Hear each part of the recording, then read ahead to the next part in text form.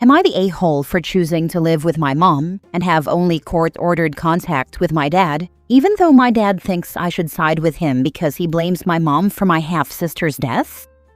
Last month, my brother and I, 14 and 16, spoke to a judge and asked him to let us live with our mom instead of splitting time between both of our parents like we have since they got divorced. The judge spent 20 minutes with each of us and decided to give us permission to stop going to Dad's house. But he did order 3 phone calls a week each that are meant to be 20 to 30 minutes. He gave a mini speech on the importance of parents and letting past issues go as we move into adulthood. My dad hadn't realized when Mom took him back to court that we were in on it. He didn't know we'd asked the judge to let us live with Mom. When he figured it out, he had an outburst in court and tried to confront us and Mom after we left the courtroom. Mom told us to keep walking, and she stepped between Dad and us so he wouldn't try to stop us from leaving. Those phone calls are annoying. My dad uses them to ask why we'd choose Mom and how we could abandon our family after everything Mom has done.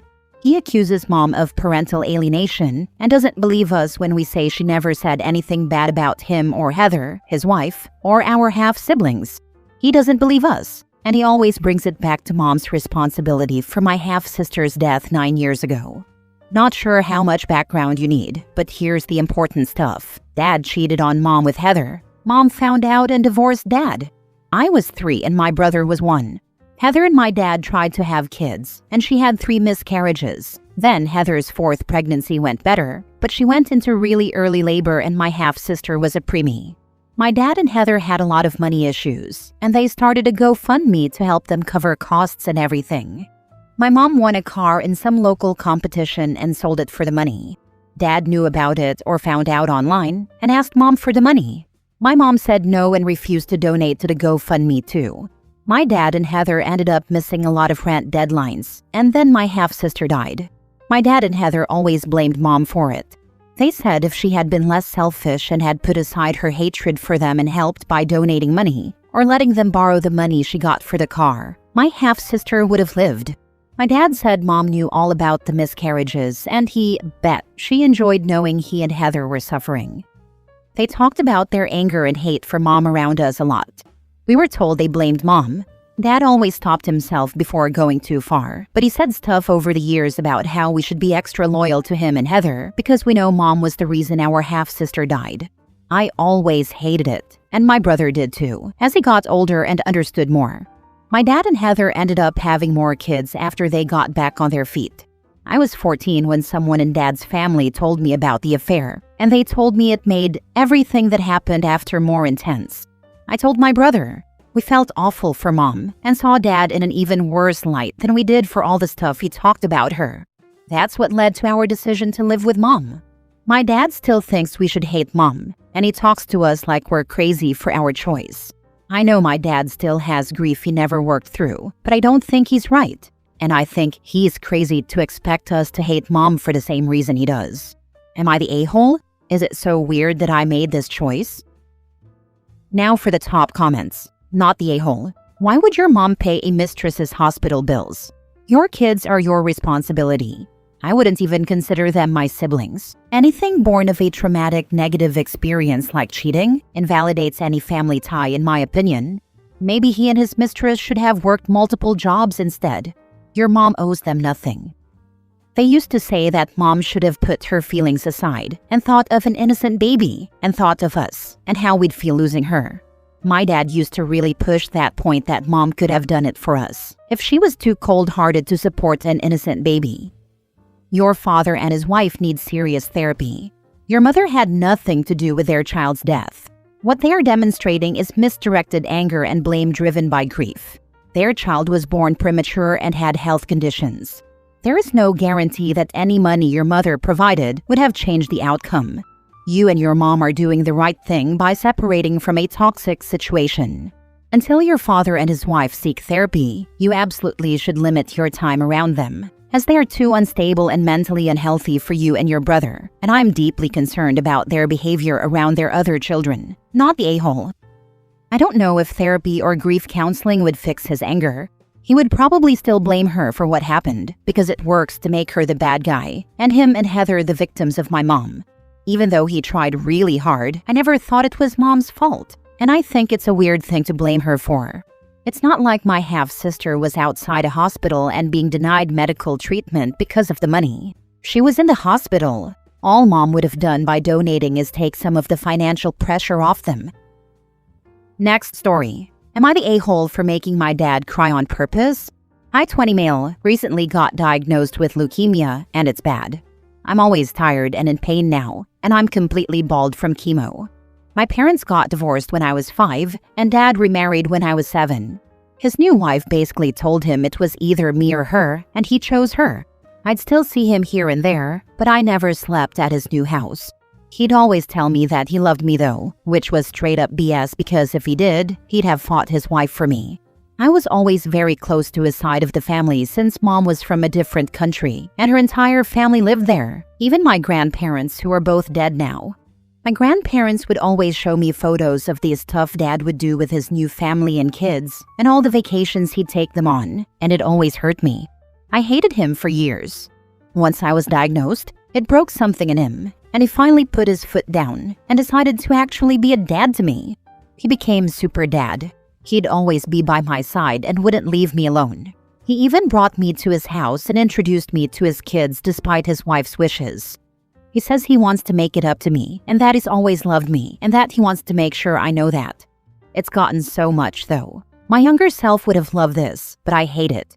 He could have always done this and always could have been a good dad to me, but he never thought I was worthy of it until I was literally dying. I hate him. I told him so last night after he went on about how much he loves me and everything. I just had enough and told him to stop the BS. I said he never loved me enough to step up to his wife until I was freaking dying. I told him his new kids were clearly his priority, and he's only with me now because if I die, the guilt of being a crappy dad to me my whole life would eat him alive. He was crying by that point and begging me to stop, but I didn't. I told him how much I hated him when I was with my grandparents and when they'd tell me about all his vacations and activities with his real children. I hated all of them, him, his wife, and his children, because he saw them as more worthy of him than me my entire life. When I finished ranting, he was full-on sobbing, and his wife ended up kicking me out and calling me a bastard.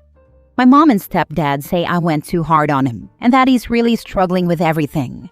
But I don't regret it because I let out things I've been holding in for years, and it felt damn good. Was that an a-hole move though? Honey, your dad needed to hear it.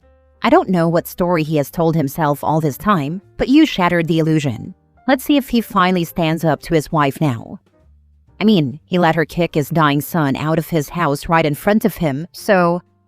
Your grandparents are also bad people. No wonder they raised a crappy human like your dad. Not the a-hole. Yeah, they'd show me his wife's Facebook post and be like, hey, look how much fun your dad is having with his other kids. You wish you were with them, don't you? That's a sentence my grandma actually told me. I'd never forget it. So sorry this happened to you. When his wife kicked you out, I would have turned right to him and told him, now's your chance to stand up for me. When he didn't, I would have let him know. Still a coward, I see. He was too busy crying. Next story. Am I the a-hole for not accepting my dad lashing out at me because I didn't honor his late wife when I graduated? My dad's been a widower twice now. My mom died when I, 18 male, was 7 years old, and it was hell for me. Mom had cancer, and the last 2 years she was alive. She was so sick and wasted away to nothing. I remember being so afraid of her at the very end, and then feeling so guilty about it. Her death wrecked me. My dad remarried when I was 10, and his wife was diagnosed with ALS 3 years ago. She died in January. Her death really devastated Dad even more than my mom's did. My half-siblings had just turned 4 and almost 6 when she died, and they were really broken too. But I wasn't close to her and didn't have my own grief when she died. My dad struggled for months. Around May, he started to talk about my graduation, and it seemed like motivation for him to keep moving. But right after my graduation, he declined again, and he became very distant from me. I tried talking to him about it, but he shut me down, and he shut his siblings, my aunts and uncles, down. They got him to agree to spend Thanksgiving as a family. He showed up, and he was more on edge and avoided me for 80% of the day. A couple of family members brought it up, and he'd deny it, but then he moved away when I approached. I didn't want to have any kind of fight in front of everyone else, so I didn't push it. But then he lost it and started lashing out at me. He brought up the way I was so okay with his wife's death and how it didn't take anything out of me. Then he told me I disrespected him, my half-siblings, and her by not honoring his late wife at my graduation. He said I found time to mention mom, but not the woman who was in my life for 8 whole years, and took on the mom role when I didn't have another around to do it. He told me he freaking hated me, and it was disgusting behavior, and he had wanted to beat the crap out of me for my disrespect. 2 of my uncles tried to calm it down, but he kept making threats and implying I was some kind of disrespectful brat or monster or demon. He called me that 3 times. I told my dad he had no right to decide who I would and wouldn't honor at my graduation, and I said I wasn't going to take him lashing out at me when he knew I wasn't close to his wife when she was alive. He yelled over me that I was supposed to realize how important she was to me after she died. I was supposed to act like her death was a huge thing, because she was there and she loved me and she loved them and we were a family. He told me if I had to honor mom, I needed to honor both moms, or I should be honoring the most recent loss. He said I didn't even cry when she died, and yet when mom died, he thought I'd never stop. I said that was because mom was my mom and I loved her, and it killed me to lose her. I told him I was done and he could yell at a wall. I left. Aunts and uncles told me they were sorry dad was being like that, and they would try to talk to him. He started texting me for the first time in months, giving me grief for walking away, and not being more understanding of his grieving process when he let me cry it out after mom died. Am I the a-hole? Not the a-hole. I will advise you to keep very low contact with your dad until he gets his act together. Grief is no excuse for what he said and how he behaved. I will also suggest you also get therapy to help you navigate this turmoil in your life. That was what I was thinking. It's not like my dad wants me around now anyway, but if his anger flares again, I don't want to be on the receiving end of him lashing out again. Not the a-hole. He'll grieve how he needs to and shouldn't force that on you. This is also pretty terrible behavior on his part. It sounds like he could benefit from therapy. That's a lot to go through. He would benefit from it. His siblings have suggested it to him multiple times, but we all agree that my saying it would just make him dig his heels in harder. Right now, he's so angry he hates me and wants nothing to do with me if I can't act the way he wants. Not the a-hole. He owes you a sincere apology. I'm not sure I'll ever get an apology, but I guess time will tell if this becomes a permanent end to our relationship or not. Last story. Am I the a-hole for asking my adoptive parents if they have a college fund for me like they have for my sister? I, 17 male, was adopted as an infant. My parents were in their late 30s and had tried to have bio kids for years. It didn't happen for them for more than a decade, so they looked at infant adoption. My birth parents chose them to be my parents. My parents were present at my birth, and my adoptive mom held my birth mom's hand as I was born. Then I went home with my adoptive parents, and the rest was history. 3 years after they adopted me, my parents found out my adoptive mom was pregnant with my sister, 14 female. I don't know if they treated me differently after that, or if they were always a little less in love with me than some adopted kids get.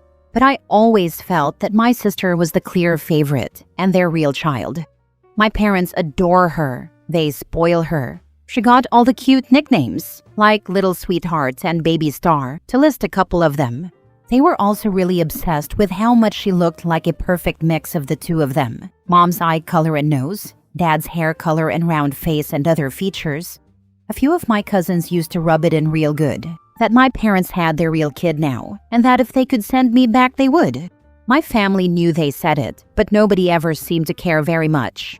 I didn't get cuddles and kisses like my sister, didn't get the quality time with each of my parents like she did, didn't get spoiled like her either. They didn't completely ignore me, and I did get gifts, but they spent less on me and bought less for me too.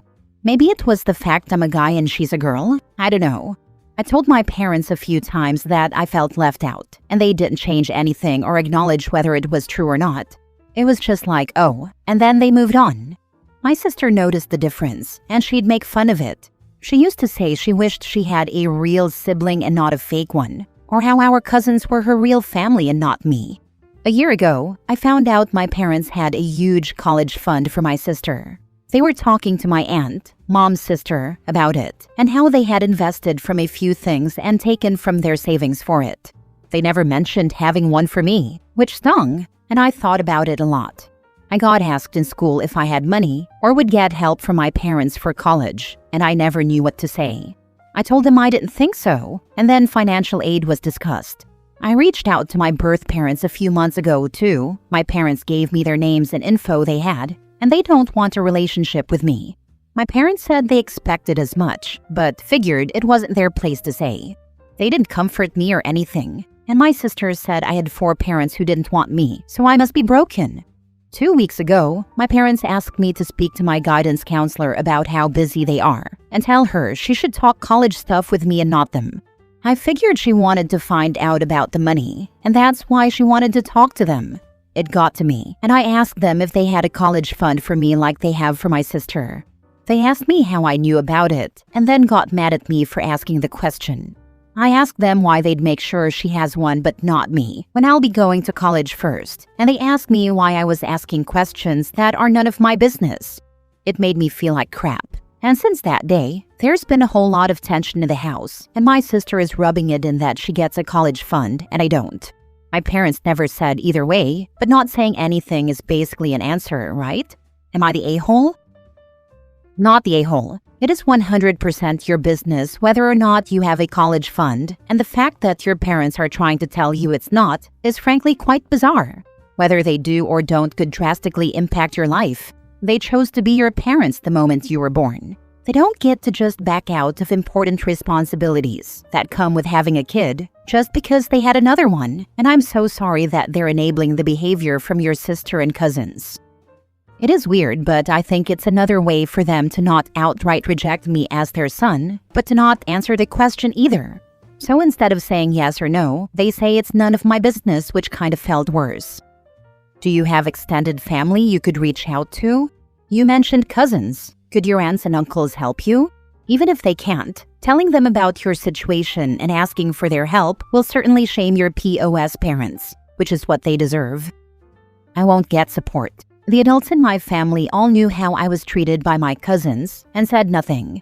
I don't think it'll change because it's my parents being like this. If they cared, they'd have defended me back then.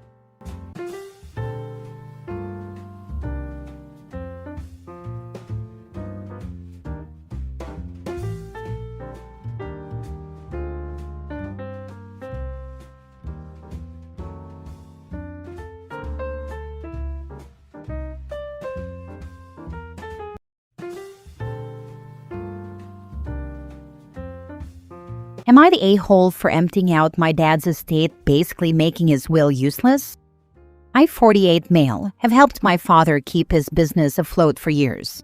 I didn't mind. His support when I was young is the only reason I am where I am in life financially. I was able to graduate debt-free and start my own business straight out of university. My stepmother, on the other hand, was never my biggest fan. She thought I should have done more for her and her sons. I was already out of the house when my father married her, so I never felt like I owed her anything, much less her useless kids. Both of my stepbrothers ended up working for my dad's company, but they are useless. They spent most of their time servicing clients, taking clients to lunch and golfing with them, stuff like that. My dad needed help a few times, and rather than let him go under or go to the bank, I gave him loans at a very low interest rate. That way, if he couldn't pay me back, I could write them off as bad debt and get a tax deduction. I know now that he never mentioned the loans to her or her kids. And when I say kids, these are men in their 30s. My dad got sick 2 years ago, and my stepbrothers actually had to work. The company was pretty solid by then, and they couldn't screw it up too badly. My dad and his accountant were still in day-to-day control. He just couldn't go into the office. 6 months ago, my father rewrote his will. He left everything to my stepmother and stepbrothers. I was left token sentimental gifts. I don't need the money, but I could smell the BS. So I sold my loans to a business competitor of my father with the provision that I would personally make the payments until my dad passed away. So basically, they get the company when my dad died, and I got my money back. I was happy. When my dad passed, I got my stuff from his estate, just photo albums and other things of that nature. My stepmother got the house and a retirement fund, and the three of them got the company. They came to me about the loans after they figured out how much my dad owed me. They wanted to keep the same deal, basically 1% interest, and really lax views on collecting payments. I told them that I had already divested myself of any involvement with my dad's company, and that they had to deal with a different creditor who would probably want to collect in full or renegotiate. They think I'm an a-hole for saddling them with debt instead of the solvent cash cow they thought they were getting. It's still a viable company, and they can go to a bank themselves and get a loan to pay it off. Then they have a company that has debt payments to make. Lots of good companies are like that. Also, I think I exaggerated in the title. I didn't empty out the estate. My stepmother has enough money to last her until she dies, unless she spends it foolishly on herself and her sons. And my stepbrothers both share a good company that has an excellent accountant. If they actually decide to work, it will support them and their families forever. Now for the top comments. So let me get this straight. Your stepmother took everything from your father's estate, leaving you with nothing. And she's complaining that she's getting the raw deal? You must know you're not the a-hole. I had already received a large inheritance when my mom passed away years ago. All my dad really had was the house, some savings, and the business. And like I said, the business will require actual work to function. If they are smart, they will sell everything to the company that holds their debt now, then go find regular jobs. So your dad got really sick, then changed his will to favor the new family massively. Sounds coercive. Not the a-hole at this point. If you wanted to be seen as an a-hole but still be within reason, I would look into seeing if your father was poisoned, then nullify the new will. Who said he was coerced? Men are notorious for favoring the new wife's kids to keep her happy. He knew I didn't need the money. He was the one who let me know about the will. This debt is only about 15% of my net worth, and it was worth it while my dad was alive. Lol, I love the pettiness of selling the debt to a competitor. Power move, not the a-hole. He was my dad's old business partner, but they had a falling out. I'm pretty sure his plan is just to consolidate the two companies. My dad's has some excellent contracts and assets. I'm failing to see how it makes sense. There has to be some important detail missing. If the original loan was for 1% interest, then OP would have lost money on it due to inflation. Granted, he's doing his dad a favor, but how does he sell that loan to a new creditor in a way that would make any sense for the new creditor to buy such a loan? The new holder of the loan can't unilaterally change the terms of the original loan, so he too would be losing money to inflation. The guarantor of the loan passed away. That triggers repayment. If I held a loan, they could pressure me or try to make me look bad to my family. Now my hands are clean. Next story. Am I the a-hole for telling my fiancé he's not getting any of my inheritance for a new car? I lost both of my parents. My dad passed away about a decade ago, and my mom died a few years after that. I was there when she passed. I had to try to save her, and I couldn't. That kind of experience doesn't fade with time. It settles into you and becomes something you carry, whether you want to or not. A few months ago, I received a payout I wasn't expecting. It turned out there was an old pension connected to my mom that no one knew about. It wasn't a life-changing amount, but it was significant.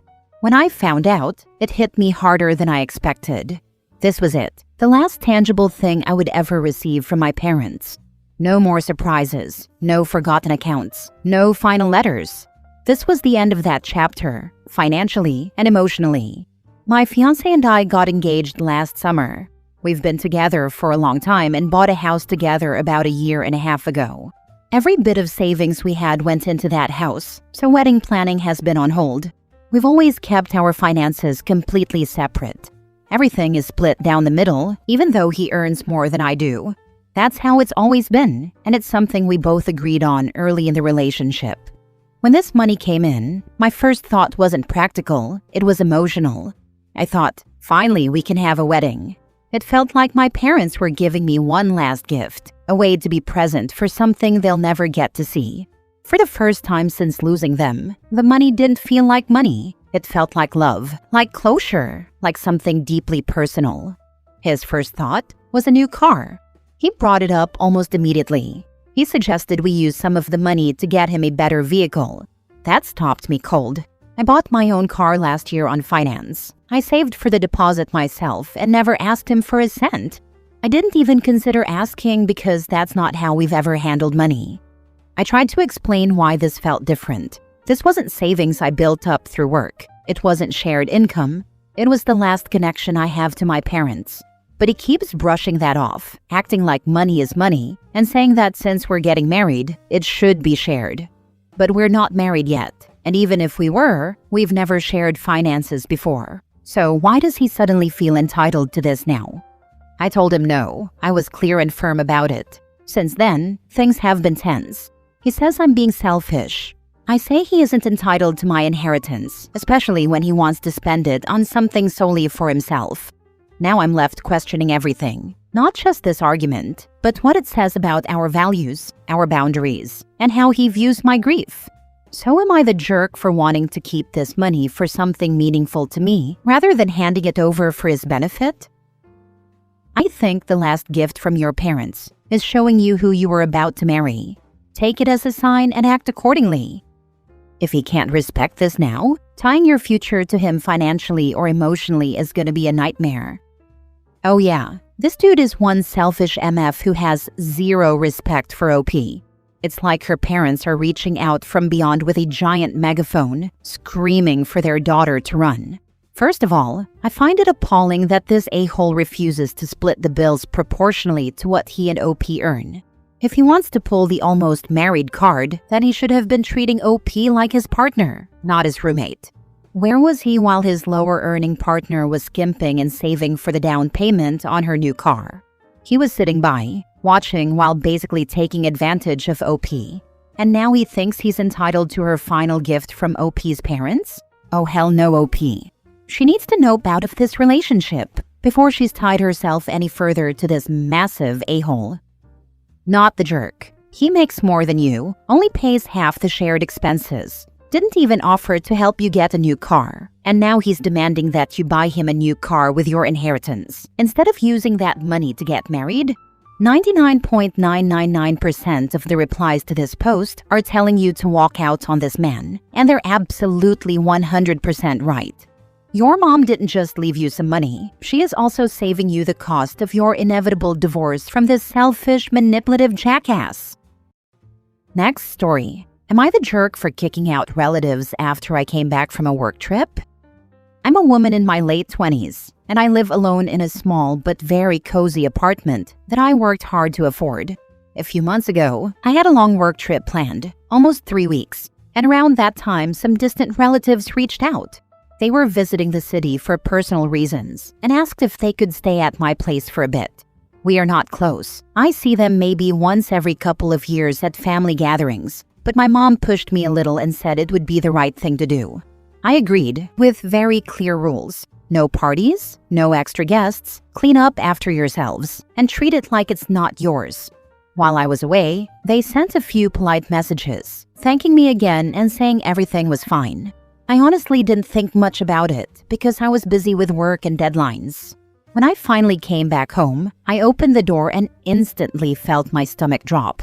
The apartment smelled bad. Trash bags were piled near the door. Dishes were stacked in the sink like they hadn't been washed for days. My couch had stains. My bathroom looked like a public restroom, and some of my personal items were moved or used without asking. One of my plants was completely dead too, which sounds stupid, but it really upset me. I confronted them right away. They laughed it off at first, saying they didn't have time to clean yet and that I was overreacting. That really hit a nerve. I told them this wasn't what we agreed on and that I wanted them to leave. Not in a screaming way, but very firm. They got offended and said family doesn't kick family out like that. I told them family also doesn't trash someone's home. They packed up and left the same day, clearly angry. After that, things got worse. Apparently, they told the rest of the family their version, that I threw them out without warning, that I was cold and selfish, and that I cared more about my apartment than about people. Now I'm getting passive-aggressive messages. Some relatives stopped talking to me, and my mom says I should have handled it more gently. I feel guilty sometimes, but at the same time, I feel like my boundaries were completely ignored. Am I really the jerk here? I didn't expect to come back to a mess like that, and I honestly felt disrespected. Maybe I could have been calmer, but in that moment I was just done. Send pictures to everyone if you haven't cleaned yet. Yeah, I wish I had. I was too overwhelmed and just started cleaning right away. I couldn't sleep or unpack with trash and smells everywhere, so fixing it felt more urgent. Send them a detailed description of every disgusting thing you had to clean and why. If they still defend the behavior, cut their sorry asses off. And check and freeze your credit. These a-holes have had a lot of access to your information. Who cares what worthless relatives think of you? One less $14 gift card at Christmas? Block and ignore. How did they get in? Change your password and/or locks. Yeah, blocking sounds tempting some days. They had my key. I never thought they'd disrespect my place this much. Definitely rethinking who gets access now. I have let my mom alone, or both my parents, stay in my apartment when I've traveled. I stopped doing it after the third time, when I came home and couldn't find things. My mom has a habit of cleaning and moving things, which includes throwing things out that shouldn't be thrown out. I don't really even like having my parents visit in my apartment because my mom can't help herself. And to note, it's not like my apartment is a disaster or extremely dirty, just a bit cluttered because it's small. I'd be very hesitant to let family members I didn't know well stay in my place without me. You had every right to ask them to leave and be pissed at what you came back to. You did them a favor and they disrespected you and your space. I'd probably change my lock since they had a key and reconsider letting family stay when you aren't home, especially family you don't know well. Not the a-hole, but your family is. They were disrespectful to you and your space. Ask the flying monkeys if they'd be happy to come home to a dirty, smelly, trash-filled apartment with their stuff moved, used, and gone, when they did family a favor and let them stay, and I'm assuming saved them a lot of money. Also, I'd charge them for the cleaning and any damage they caused to the apartment, furniture, and personal items they used without permission. And if there is a next time, always document everything. Last story. Am I the a-hole for telling my wife that's why you should get a job after she told me people shop a lot more than she does?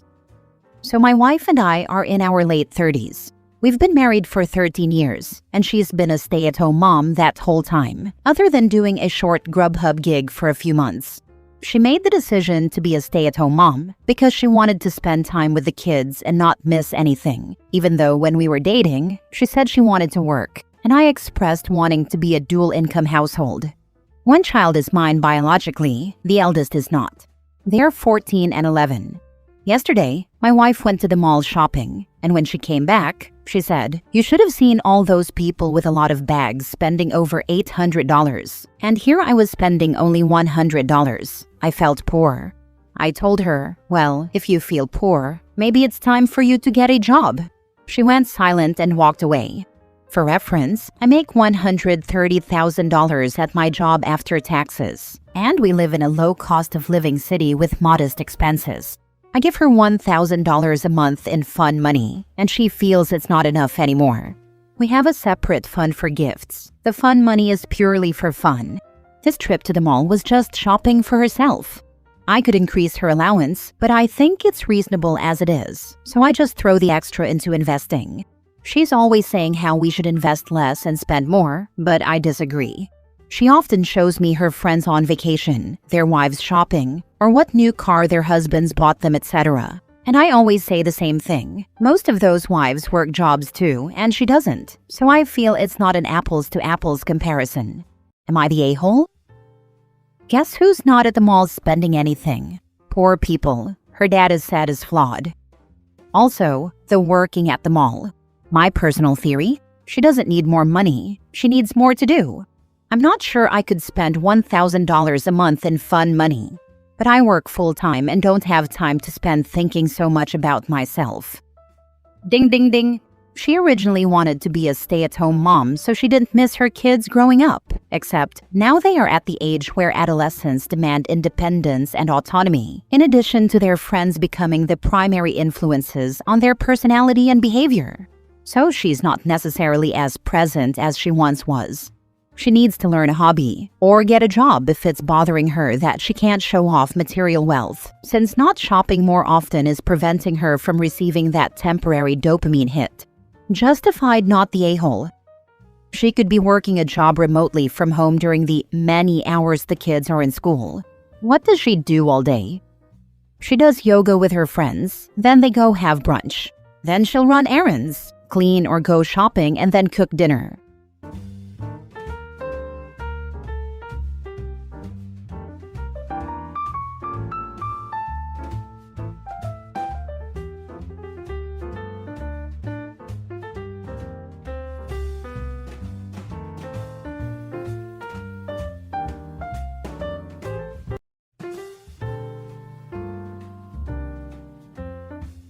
Am I the a-hole for feeling no guilt or regret for legally emancipating myself from my dad when I was 16 to stop him providing for his family with my inheritance?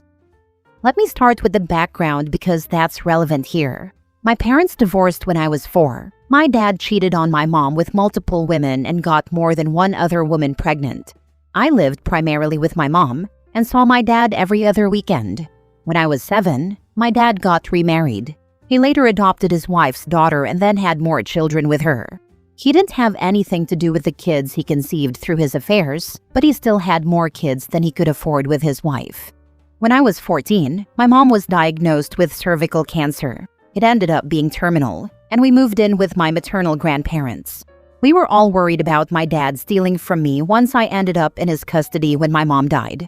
That was exactly the kind of thing he would do, because he regularly asked me for money when I went to his house, not that any judge cared in court. So we looked into emancipation and made sure I could fit the criteria as best as possible. After my mom died and I went to live with my dad, he tried to steal from me by accessing my bank account to withdraw money he knew I'd have from my mom to pay for stuff for his family. He said it was for essentials, but it didn't matter. He did this without my permission. Once he did that, I went to the cops to file a police report and went to court to file for emancipation. I was already working part-time, and the actual money from my mom was secure in another account. It took several months. I was almost 17 before the emancipation was granted, but I met the criteria well enough to be approved. I rented a place from a friend's family and worked and went to school until graduation. My grandparents legally weren't allowed to help me. I had to do it all on my own, but I did it, and it kept the money safe from my dad. He was so pissed at the time, not just at me, but at my grandparents too, because he knew they helped me plan for that. I was no contact with my dad for a few years, and then he contacted me recently and asked if I was ready to apologize to him and his family yet. I told him I had nothing to apologize for and not to contact me again. I had already blocked him on his own accounts, so I blocked the new ones he used to message me. When he contacted me again, I did the same thing. Then his wife used an alt/second/fake account to tell me I was an awful person for going so far as to see their kids struggle and suffer without enough of what they needed. I blocked her account without a response. I went as far as reporting it to the police when they both tried a few more times. They really expected me to feel regret or guilt for it. I don't feel that way though. Their kids are not mine to support, and they weren't my mom's kids either, for her to do it via me. She's the reason I have the money I do. Am I the a-hole? Now for the top comments. Not the a-hole. Your dad was a major league a-hole. Definitely keep him and his wife on permanent no contact. Put bluntly, he took ruthless advantage of you for his benefit. If he chose to have a ton of kids with his new wife, guess who is responsible for paying for them? He is. And his wife, not you. He could always choose to use condoms or get a vasectomy if he can't afford the kids he has now. She could do something too. My mother and I both had full tubal ligations. 99.9% success rate in preventing pregnancy when done properly. Particularly important for my mother. I didn't want more kids. Another pregnancy could have killed her. But it worked, and me and my sister are the only kids. Not the a-hole. No, not the a-hole at all. The guy was stealing from you, and you had every single right to defend yourself. Your father's wife sure has some nerve telling you you're an awful person for going so far to see their kids struggle and suffer and not have enough of anything they needed. Their kids, their responsibility to provide. You apologizing because you didn't let him steal from you? Pretty much. I was told I was part of the family and should have looked out for the best interest of my family. A minor is not generally given unfettered access to inheritance money. Also, there were options other than emancipation. My grandparents were helping to safeguard the money before then, so my dad couldn't access it. Emancipated minors are given full access to their money, etc. Reason being is that we're no longer dependent on our parents. Next story. Am I the a-hole for expecting my parents to find alternative care for my brother, instead of expecting me to become his full-time caregiver eventually? My parents give my younger brother 14 full-time care. He was born with a muscular problem as well as extreme developmental issues. He can't do anything for himself and needs to be watched pretty much every second he's awake and out of his specialized bed. I, 17, always knew my parents expected me to step up and care for him when they get older, but they finally mentioned it to me a few weeks ago because my guidance counselor wanted us to have some serious talks about college. The summary of that is my parents don't want me to go, have no money for me to go, and won't provide their details for me to get financial aid. My guidance counselor is looking for ways around that, so for now, it's a wait and see what she can find kind of deal. Coming back to my reason for posting, my parents used the request for a meeting with the guidance counselor to tell me that they want/need/expect me to become my brother's full-time caregiver when I'm older, and when they're older and can't meet his needs anymore. They said they won't see him be neglected, abused, or worse in a care facility, and that there's a lot of SA going around these homes, so I should protect my brother from that. They asked me what would happen if some awful nurse used him to get pregnant or something, and then a baby was brought into it because my brother can't stop her or tell anyone. They said I need to focus on learning all I can to take care of him, because maybe I can't find a partner who wants to take on my brother, and I need to be able to leave anyone I'm dating to take over the role of caring for him when that time comes. They said I can't trust someone else to be willing to do it, because it's going to mean lots of sacrifices, and people are selfish. I told my parents I want my own kids, I want my own family, and being the caregiver for my brother would stop me from doing that. I said it already stopped them from being involved with me, and I don't want that for my future kids.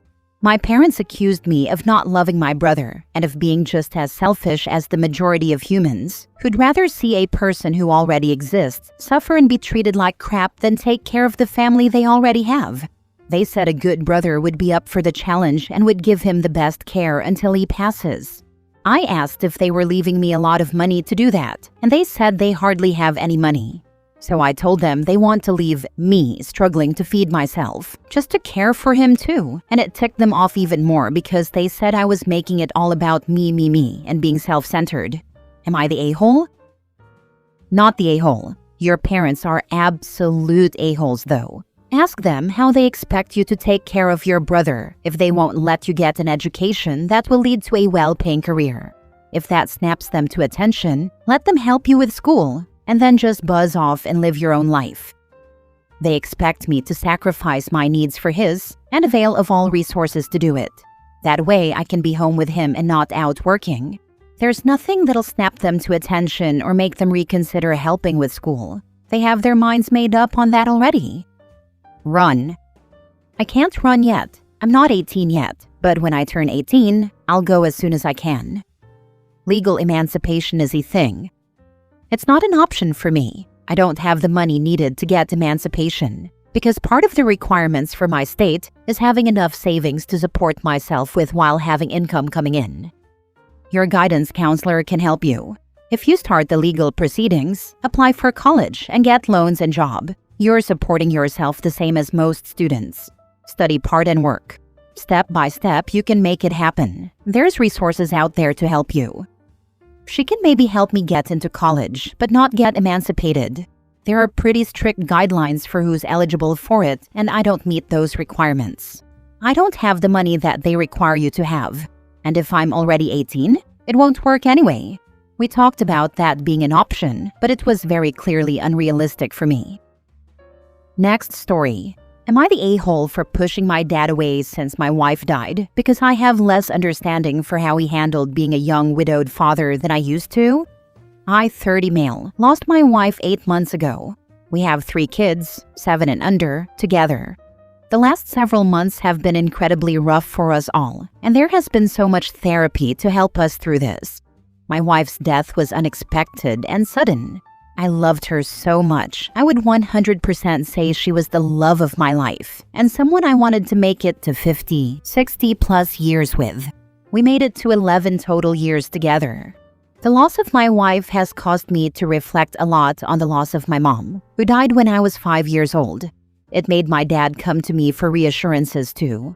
The two of us have never had the strongest or healthiest relationship, and it was only when my wife died that I put more distance between us than ever. My mom's death was just as unexpected and sudden as my wife's. She was hit by a car in the parking lot of her work and died hours later. My dad didn't keep it together for me. 3 months later, he was bringing home women and having sex with them. 14 months later, he was engaged and bringing someone else to live with us, expecting me to call her Mom. That marriage has lasted, but they've separated 4 times over the years, and the years I lived with them were especially toxic. He wanted me to call her Mom. He tried to get a step-parent adoption pushed through without involving me. He'd get mad at me for holding on to my mom's memory and said I was suffocating him with her, that I was chasing off his wife by refusing to let go. His wife did everything she could to try to take over for my mom. It took me until my 20s to realize it wasn't just about being my mom, but also, and perhaps mostly, about her fear that my dad still loved my mom and wasn't over her. A fight between the two of them helped me see that. I never called his wife Mom. I never loved her or saw her as anything other than a burden in my life who wanted to take my mom away from me again. I see my dad in a similar way, and it's worse now that I've lost my wife. The mere thought of telling my kids, "Here's your new mom, forget the old one," sickens me. The thought of dishonoring my wife by replacing her, and I don't mean remarrying, sickens me. She will always be my wife and my love. She will always be a part of us, no matter what happens. It wasn't the same with my dad. He tried to wash away every trace of her, minus me, and he tried to wash her away from me too, so I'd be easier for them both to be around. And 10 hours after my wife died, my dad first brought up the topic. He told me he knew how I felt, and maybe now I'd realize why he made the decisions he did, and would cut him some slack and be happy he didn't wallow in misery. He said we could talk it out, man to man, and laugh about the childish reactions I had to everything he did. Again, this was 10 hours later, and I didn't want to hear it. I kicked him out and didn't answer calls or texts from him for weeks. When I did, he brought back up the same crap about me, understanding, and I told him I did not, and didn't want to talk to him about it or hear from him. He didn't take that well, but he didn't show up again and chose to text repeatedly. Now he started calling and is angry that the understanding hasn't come. He tried to bring up how, as men, we have sexual needs, and I told him to leave me alone because I can't talk to him. He said losing my wife should have made me more compassionate, understanding, and ready to let the past go, to understand and forgive him and his wife. I ended the call before he could spew more and blocked his number. I don't know if I'll keep it that way forever, but for now, yes. Am I the a-hole for pushing him away now? I'll mention that we didn't speak or see each other very often over the last decade. He has met my kids, but he wasn't much of a presence, and his wife never met them. You know you aren't the a-hole. Keep him away from yourself and your family.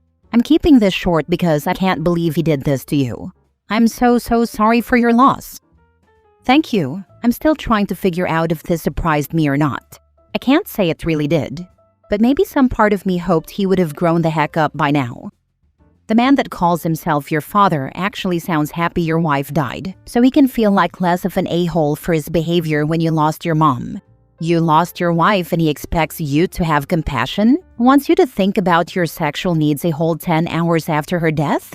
I don't even know why you're still allowing him in your life, but I hope you keep him far away from your children, so he won't start telling them that they need to move on and accept their dad is getting them a new mom. Send him these responses and then block him. I'm very sorry for your loss, not the a-hole. It feels that way too. I'm trying not to be harsh, but it did feel a little like he was glad I became a widower younger than him, by 3 years, Because in his brain, I think it meant I would agree with him and follow in his footsteps to provide him with the approval he's seeking. Right now, he's not really in my life and won't be in my kids' lives either. This may be a permanent thing because I want so much better for them. Last story. Am I the a-hole for refusing to be involved in my sister's wedding traditions after how my family treated mine? My sister, 28 female, recently got engaged, and I'm genuinely happy for her. Even though we've grown apart and rarely see eye to eye, I still went to her engagement celebration because I knew how much it meant to her to have family support. However, I, 27 male, have been engaged for almost 2 years now, and my family, especially my dad, has completely refused to support me. In our tradition, after the proposal, the groom's family is expected to formally meet with the bride's family for an introduction that officially declares the intention of joining the two families. After my proposal, I was eager to organize this introduction, letting my fiancé's family prepare to host my family, but my dad flat out refused to attend. He said he did not want to be involved. My mother refused to challenge him on his decision, and neither my sister nor my brother, 23 male, reached out or tried to advocate for me. I had already planned a date with my fiancé's family, so it was entirely disrespectful to her and her family, and humiliating and hurtful for me to have my parents shut us down like that. I believe that because my dad has disapproved of our relationship from the beginning, he thought that, without his involvement, the marriage would not happen. My fiancé and I decided we weren't going to let their rejection stop us from moving forward, and we've been making wedding plans without them. We wanted to honor our tradition, but not at the cost of our happiness. With my sister now engaged, my dad has been over the moon and called me asking when I'd be available to attend her wedding introduction. I was immediately floored by the audacity. I listened to him talk about the importance of the event, and after he finished, I had to shut him down, reminding him that when I asked for the same support, he dismissed me completely. After this conversation, he texted me saying that now he wants to meet my fiancé's family. Honestly, I find it insulting and convenient that he's only changing his tune now. He expects me to happily play along when I've already moved on? I don't want him involved in my relationship, and I don't want to be heavily involved in my sister's wedding engagements either. This is because my relationship with my sister is already severely damaged. Before I left home, while I was still dating my fiancé, I would constantly be demeaned and harassed by my parents for choosing to be with her. During this time, my sister never supported my decision or defended me. Instead, she sided with them and hurled insults at me, my fiancé and her family, to the point that I felt so isolated and depressed. I eventually moved out and went through therapy, but I'm still traumatized from the whole experience. I would consider my sister to be an enabler who repeats whatever my parents say without any critical thinking, so I've learned not to trust her to have my best interests at heart. Now my mom is calling me, saying my dad finally coming around is what she's been praying for. But to me, it feels like she never actually pushed my dad to change until it suited his agenda. My family cares a lot about appearances, and I can't shake the feeling that my dad only wants me involved now to maintain the image of a perfect family. So, am I the a-hole for refusing to be involved in my sister's wedding preparations and not letting my dad suddenly insert himself into my relationship after years of rejection? Is this a caste thing? Anyway, obviously not the a-hole. Stand your ground. Your father's request to meet your fiancé now after being disrespectful to her and her family is humiliating and hurtful. Stand your ground. Stay separate from their nonsense and keep protecting your own relationship and mental health.